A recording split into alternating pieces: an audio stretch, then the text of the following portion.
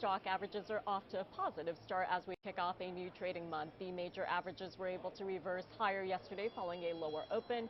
Now, investors were initially spooked by GDP figures, GDP growth rate, which showed the economy contracting by 0.3%, and this was the first contraction for the U.S. economy in 3 years as a 41% spike in imports amid a rush to beat tariffs that did spur the slowdown.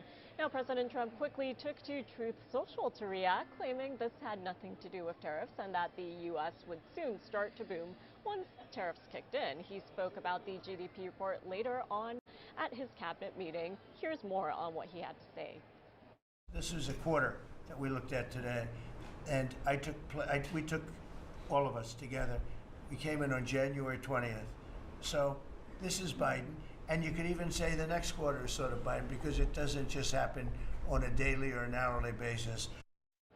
Well, joining me this morning to break down the market's reaction to those GDP numbers is Gaby Berrospi, who is the CEO and founder of Latino Wall Street. Gaby, good morning. Thank you so much for joining us, and happy May to you. So we are looking at the major U.S. stock averages higher today ahead of that jobs report tomorrow morning. So first and foremost, what is your reaction to Q1 GDP? Yes, so thank you so much for having me. For me, it was a big eye-opener because the last time we saw this was in 2022. And if you guys remember what 2022 looked like, the stock market didn't look very good, right? And it was a direct reflection on the consecutive negative GDP numbers we had, which is actually the definition of a recession. Now, the issue with 2022 was that it was never declared a recession. They told us the definition had changed and a bunch of excuses to not say that's what it was. So now here we are, it's one negative GDP, right? The question is, will next quarter be the same? Because if it is, I think it's more than clear that we're entering in an official way a recession. That's why it's so important. It's not so much about, the GDP, it's about what it represents. And of course, the markets don't want recessions because that means we will be in a downward trend. But what's helping the markets right now are the earnings, right? So Meta, Microsoft, they had better than expected earnings. Just that on its own is helping a lot. The Magnificent Seven, big tech, which we know move the market. So that's at least helping us today. And that's very important to keep in mind because we've been paying close attention to guidance as well as outlook from companies during this earnings season. And after the bell today, we'll be hearing from Apple as well as Amazon.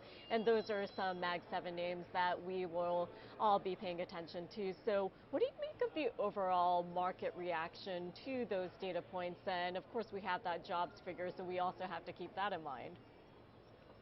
Yes, exactly. So I actually thought it would be a lot worse because what we can compare it to is the last time it happened, right? And the last time this happened was 2022, and it was a horrible year in the markets. I mean, of course, it was mixed with other factors. That was not the only reason. Like, for example, the Ukraine-Russia war that happened February 2022.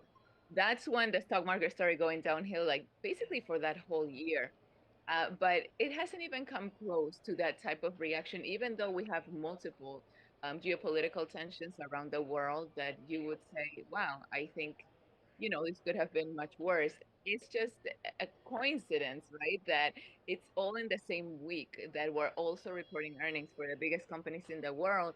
So if we keep doing better with that, I really think, it definitely looks good. Like we're going to keep going up, hopefully. And if more trade deals come in, I know we just signed a minerals deal with Ukraine. It's not exactly a trade deal, but if we get more agreements on the table signed, that's going to help a lot the sentiment of the market that things are getting confirmed, we're getting a clear path, and that we're moving forward.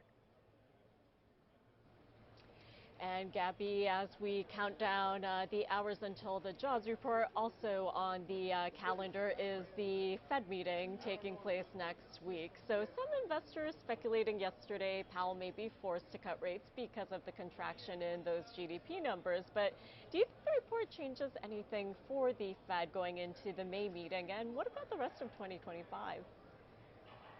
Yes, I mean, I think again, right, when we speak in the context of a recession, of course, more interest rate cuts are likely because that's what happens when we need to stimulate the economy. So I do think the second part of the year, for sure, we'll see some cuts. I don't know how many, if it's one, if it's two, if it's three. I don't know about next week. I think it's way too soon. I think Powell has been very clear. I'm not going to just be impulsive and just jump at something that it's a very serious thing that he doesn't take lightly. So if Yeah. anything, maybe June, but I don't think next week much will change based on what he has said. And Gabby, finally, before I let you go, I do want to ask you about opportunities. So this morning, we are looking at equities higher, we're looking at the 10-year lower, and we're also looking at Bitcoin clearing that 96,000 level. So where are you looking at opportunities right now? Really, I've been focused on commodities for a while now, but especially this year. What's interesting is that we saw gold in record highs, and we are seeing it come down because the market is getting, stronger. The earnings have been good so far, so good. At least the big ones, the most important ones. So of course, when that happens, gold that's a hedge for all that is going to come down. But I look at that as an opportunity, so I've been very focused, gold, silver, different commodities that I really think are going to be the most profitable ones this year, based on how things are going, based on tariffs, geopolitical tensions, and just so much uncertainty, right? And the inflation readings haven't been helping. And the Fed not cutting rates, I think commodities right now are the safest bet. But of course, that can change the second half of the year. If we start cutting rates, then that's a whole different ballgame. Okay, Gabby, well, thank you so much for joining me on this Thursday morning as we kick off a new trading month. We look forward to speaking with you again next week. Have a great day. Thank you. You too.